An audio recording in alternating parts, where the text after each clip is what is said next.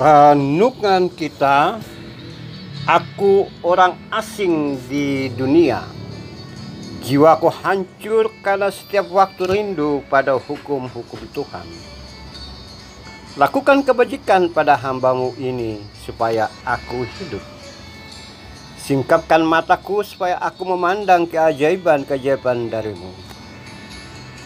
Gulingkan dari atasku celah dan penghinaan, sebab aku memegang peringatanmu.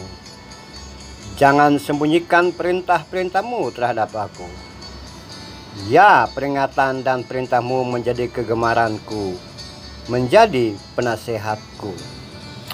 Saudara-saudara dalam kemanusiaan, kembali lagi dari Mazmur 119. Kali ini dari ayat 17 sampai 24 yang saya baca tadi. Jika Anda mau baca ulang bagian yang saya baca tadi, silakan klik di bawah video ini, akan melihat narasi yang tadi saya baca. Sebelum jauh, tolong subscribe channel YouTube Opayati. Saudara-saudara yang kekasih, dalam bacaan tadi saya naikkan ayat 19 lebih awal dari ayat 17 sehingga lebih pas dengan struktur kalimat yang saya gubah tadi. Dimulai dengan semacam pengakuan oleh pemazmur, siapapun dia yang menulis, tentang dirinya menjadi atau diumpamakan sebagai orang asing di bumi, di dunia. Sedangkan tanah air aslinya menurut pemazmur adalah di surga, sehingga dia hidup di dunia sebagai orang yang sementara, penghuni sementara di bumi. Nah, dalam rangka menanti waktu untuk kembali ke tanah airnya yang sejati, yaitu di surga, tanah air.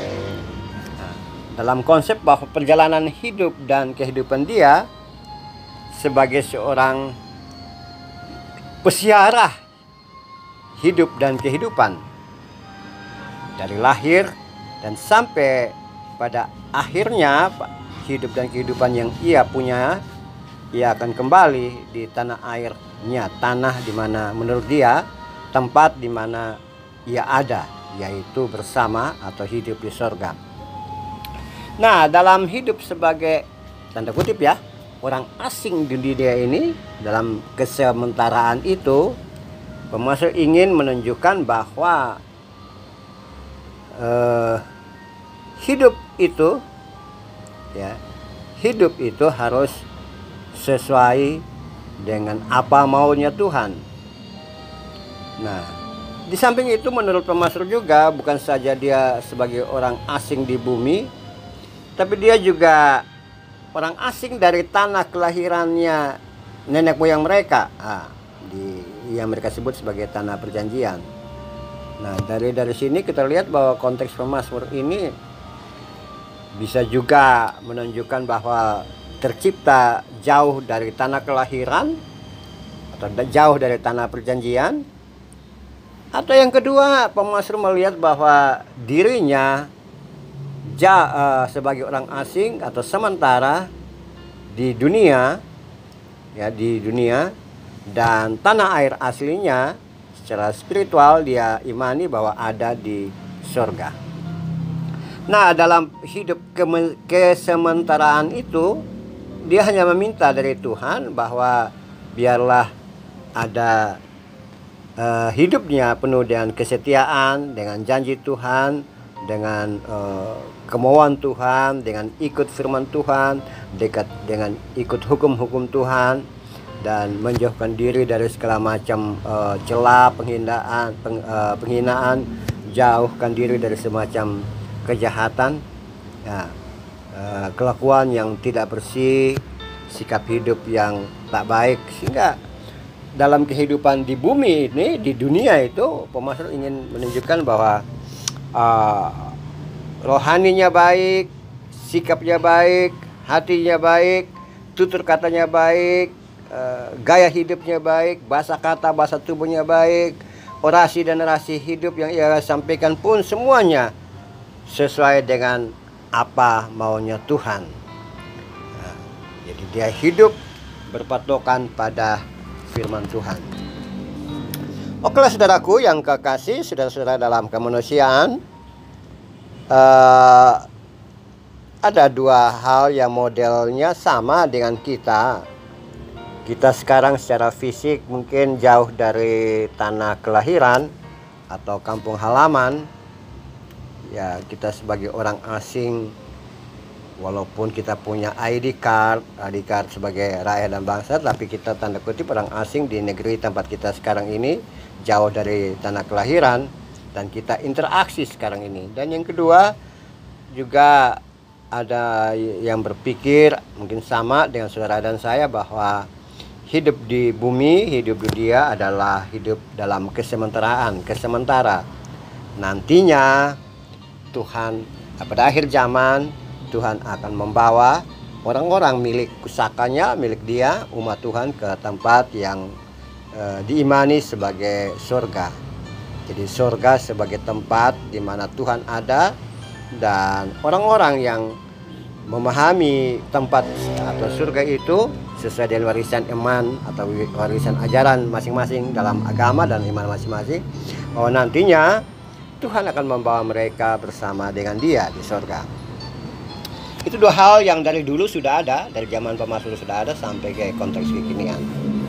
Nah, apapun model yang saudara pahami dan saya pahami, entah itu sebagai orang asing secara fisik atau sebagai orang asing dalam pengertian spiritualitas atau rohani, itu bisa saja terjadi.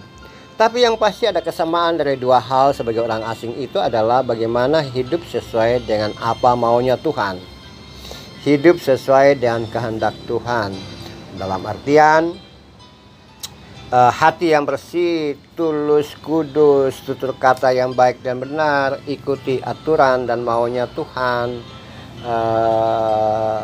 berlaku, bertindak, menyampaikan hal-hal yang baik dan benar, dan juga interaksi sosial yang sesuai dengan norma, etika, sesuai dengan apa maunya Tuhan dalam kehidupan kita. Bagaimana kita tahu itu?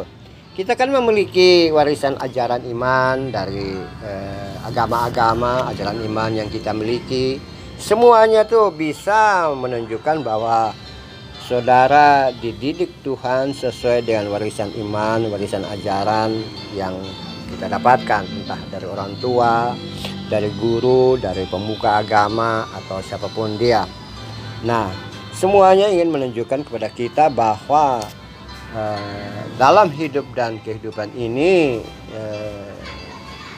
kita selalu dan ikuti maunya Tuhan, maunya kehendak Tuhan, maunya yang harus terjadi dalam hidup dan kehidupan, sehingga kelangsungan hidup dan kehidupan walaupun sementara tapi penuh makna dalam artian menghasilkan hal-hal yang baik dan benar, bukan saja kepada diri sendiri tapi juga untuk orang lain, untuk sesama, untuk Tuhan, untuk bangsa dan negara, dan yang lainnya.